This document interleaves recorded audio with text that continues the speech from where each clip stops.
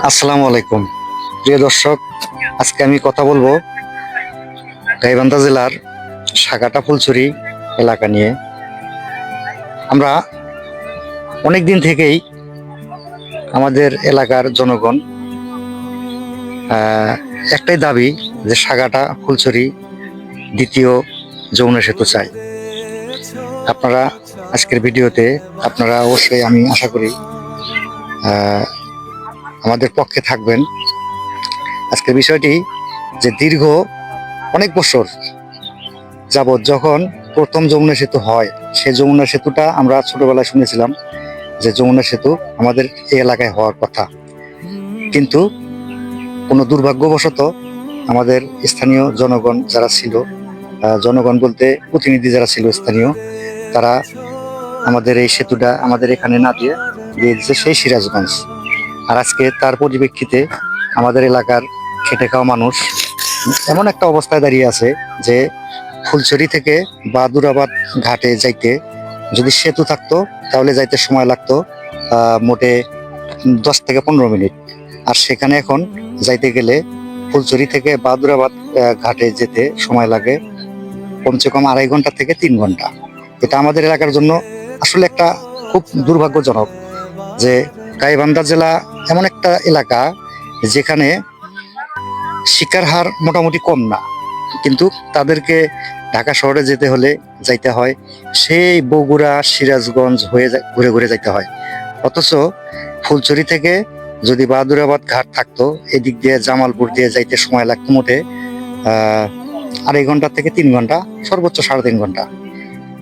আর এখন আমরা যাচ্ছি 3.5 ঘন্টার সময় এই সিরাজগঞ্জ হয়ে ঘুরে ঘুরে ঢাকায় যেতে সময় লাগে 12 থেকে 13 ঘন্টা। মিনিমাম ভালো কোনো গাড়ি হলেও 10 থেকে 9 ঘন্টা সময় লাগে। তাহলে আমরা চাই যে আমাদের এই এলাকায় অবশ্যই একটি যমুনা সেতু দরকার।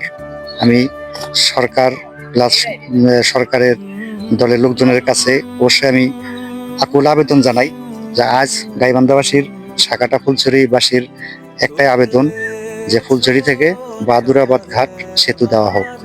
বাংলাদেশে অনেক এলাকায় অনেক কিছু করেছেন, আমরা এ পর্যন্ত দেখেছি। গত গত টার্মে যারা ছিল ক্ষমতায়, তারা সারা বাংলাদেশে এমন কিছু করেছে যেখানে প্রয়োজন না সেটাও করেছে, অথচ এখানে প্রয়োজন। দেখেন, আমরা চলে যাব সাগাটা ফুলছড়ি থেকে ঢাকা, ফুলছড়ি থেকে ঢাকা যাব এই রাস্তায়, আমাদেরকে যাইতে হচ্ছে ঘুরে ঘুরে ওই রাস্তা দিয়ে, যা 3 গুণ রাস্তা বেশি। আমাদের এখান থেকে যে পরিমাণে সময় লাগার কথা তার চেয়ে 3 গুণ সময় লাগতেছে। আর তাতে আরো অনেক সমস্যা, যেমন ঢাকা থেকে কোনো ব্যক্তি যদি ঢাকার সাথে বিজনেস করতে চায়, মানে ব্যবসা করতে চায় গাইবান্ধা থেকে ঢাকা, তাহলে গাইবান্ধা থেকে ঢাকা যদি বাহাদুরাবাদ ঘাট দিয়ে যাওয়া যেত তাহলে ভাড়া লাগতো যদি 200 টাকা। এখন সেখানে 200 টাকার ভাড়া 1000 টাকা দেওয়া হচ্ছে না।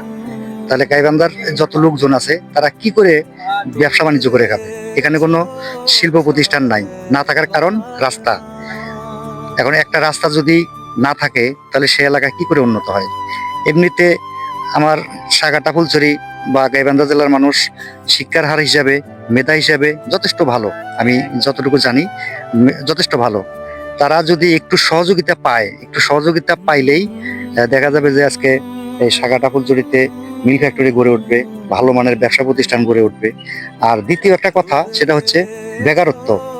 আজকে আমাদের এলাকায় যদি সেতু হয়, এই সেতু হওয়ার কারণে এলাকার মানুষ ব্যবসা করে খাইতে পারবে।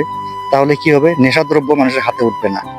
অনেকেই কর্মহীন থাকার কারণে কেউ নেশাদ্রব্য হাতে উঠাইছে, কেউ জুয়া হাতে নিছে, আবার কেউ দেখা যায় যে অবহেলায় পড়ে থাকতে থাকতে ঋণগ্রস্ত হইতে হইতে জীবন শেষ।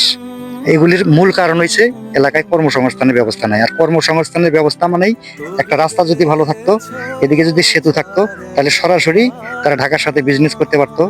বা এটা হয়তো রংপুর বিভাগের মেইন একটা রাস্তা, যেটা রংপুর থেকে মানুষ, এটা একটা দুঃখজনক বিষয় যে রংপুর থেকে মানুষ ঢাকায় যেতে সেই বগুড়া সিরাজগঞ্জ হয়ে ঘুরে ঘুরে যেতে হয়।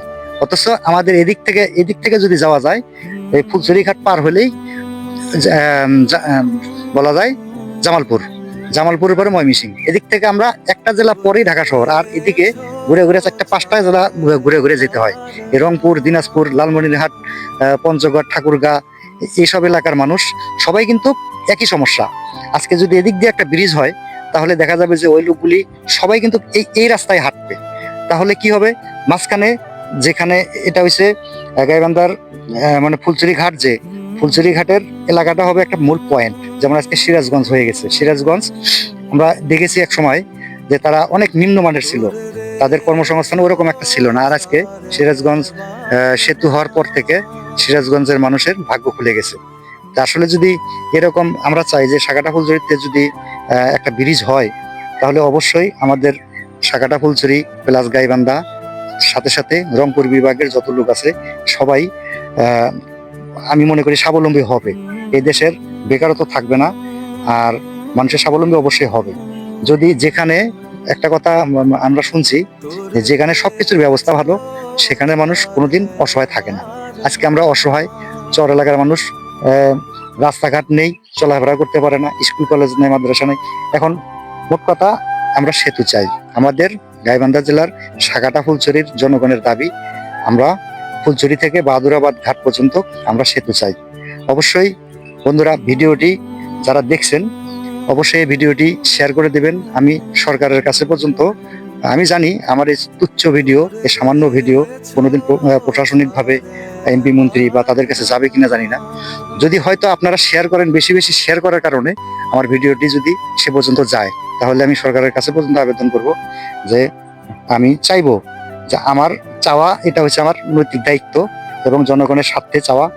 আমরা সবাই চাই, সাকাটা ফুলচুরিবাসীর পক্ষ থেকে চাওয়া যে আমরা ফুলচুরি থেকে বাহাদুরাবাদ ঘাট দ্বিতীয় যমুনা সেতু চাই।